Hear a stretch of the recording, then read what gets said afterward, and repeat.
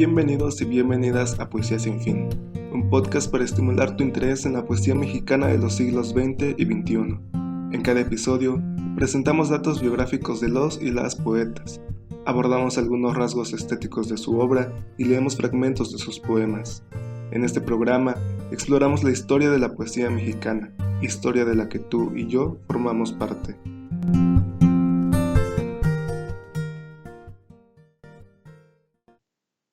Una épica sordina, el inicio del siglo XX, guión basado en el texto de Aranza Hernández García. En México, la transición al siglo XX se encuentra determinada por el modernismo instaurado a finales del siglo XIX y la resistencia a nuevas transformaciones para nuestro país. La estética de inicios de siglo estuvo influenciada por el parnasianismo y la belleza poética de obras y autores como Manuel Gutiérrez Nájera y su poema La duquesa Job, Idilio salvaje, de Manuel José Ozón, Lascas de Salvador Díaz Mirón y las obras de Luis G. Urbina. Estos poetas se encontraban en un periodo aparentemente estable del régimen porfirista, lo cual les permitió escribir en torno a temas como la belleza femenina, la naturaleza, la sutileza y lo exótico. Además, buscaban expresar un lenguaje altamente poético y armonioso.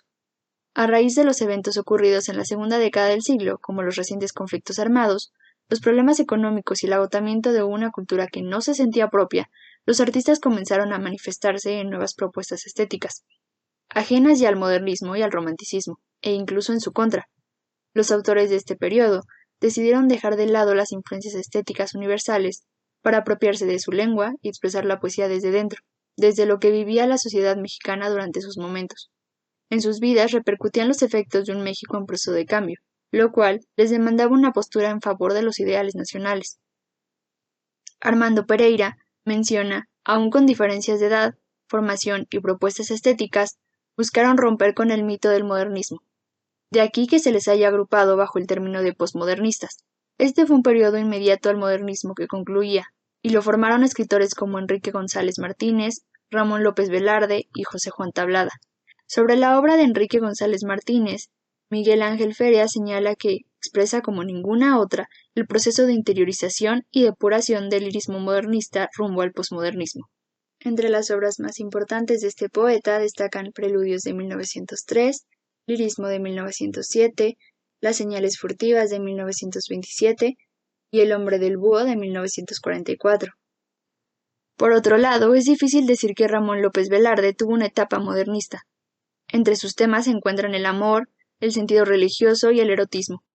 Entre sus obras más destacadas encontramos poemas como La suave patria de 1921 y poemarios como La sangre devota de 1916 y Zozobra de 1919. La obra de José Juan Tablada puede dividirse en dos periodos, el modernista y el de ruptura. Sus obras más célebres son Un día, poemas sintéticos de 1919, Lipo y otros poemas, 1920, y El jardín de flores de 1922. El contexto cultural en el que se desarrollan estos poetas parte de la caída del régimen porfirista y la etapa anticonstitucionalista, además del debilitamiento de una de las grandes instituciones que marcó la solidez del modernismo, el Ateneo de la Juventud. Impulsado por Justo Sierra en 1909, esta institución buscaba forjar los ideales de la cultura mexicana sin perder la tradición europea. Al desintegrarse el Ateneo durante el periodo revolucionario, González Martínez, López Velarde y Tablada fungieron como referentes estéticos y literarios en los jóvenes que apenas iniciaban sus carreras artísticas.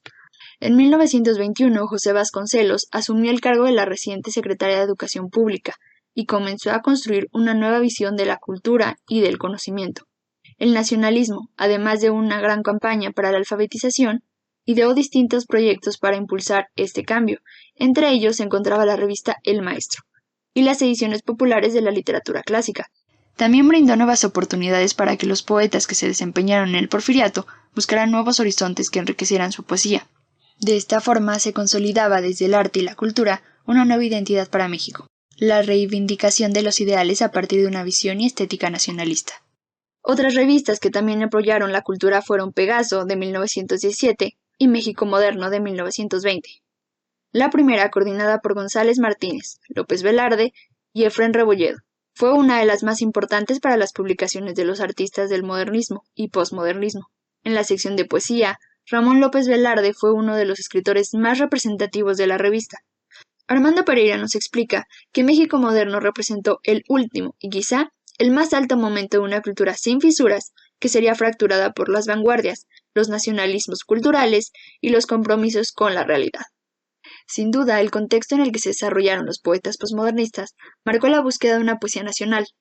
Es por ello que entre sus rasgos estéticos más notorios se encuentran el distanciamiento del lenguaje puramente poético y simbólico para llegar a un lenguaje más coloquial y una lírica más entendible, sin afán de dirigirse exclusivamente a los círculos intelectuales, sino a cualquier lector interesado en la evolución poética de su contexto. De esta forma, su poesía adquiere un carácter íntimo, un espíritu popular y una escritura impregnada de símiles, metáforas, oposiciones, imágenes duales e incluso humor e ironía, sin olvidar la combinación entre lo prosaico y lo poético. El impacto de estos autores en la poesía mexicana del siglo XX perdió una ruptura drástica con el movimiento de inicio del siglo, además de ser precursores de la lírica de grupos posteriores como los contemporáneos. En palabras de Javier Villaurrutia, Enrique González Martínez era, hacia 1918, el dios mayor y casi único de nuestra poesía. Necesitamos nuevamente de Adán y de Eva, que vinieron a darnos con su rebelión, con su pecado, una tierra nuestra de más amplios panoramas. La fórmula sería: Adán y Eva es igual a Ramón López Velarde y José Juan Tablada. Enrique González Martínez, con su soneto Tuerce el cuello al cisne, rompe con el modernismo, tanto al ornamental y preciosista.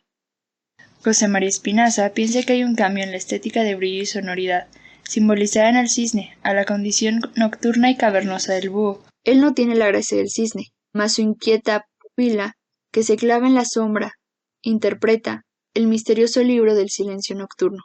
A su lado, José Juan Tablada, sin inmovilizarse nunca, creó una obra en perpetua transformación, e introdujo, oportunamente, en la lírica mexicana ciertas formas poéticas de vanguardia, breves, sencillas y con una mirada puesta en el orientalismo y el cosmopolitismo. Un ejemplo de ello fue la composición del haiku, al que Tablada le añadió su propio estilo. Ramón López Velarde orientó su poesía a los aconteceres del contexto mexicano. Necesitaba concebir una patria menos externa, más modesta y probablemente más preciosa. Una patria no histórica ni política, sino íntima, individual, sensual, resignada, llena de gestos, inmune a la afrenta, así la cubran de sal. Gracias a su poema La suave patria, es considerado por muchos el gran poeta nacional de México.